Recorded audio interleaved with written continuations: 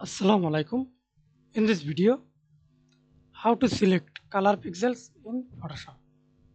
Let's see. I apply three steps. First of all, step 1, see this, right click, select pixels and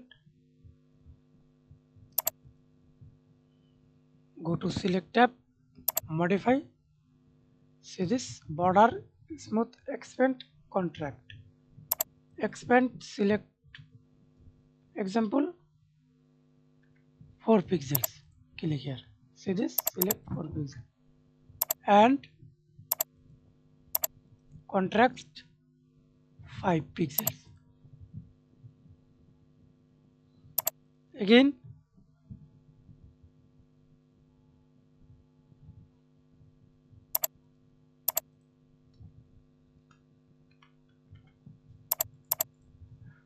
ten. Press Ctrl D. And step 2, selection magic wand, select magic wand tool and select color. Multiple selection, color pixels. And step 3, go to select tab, color range and select color.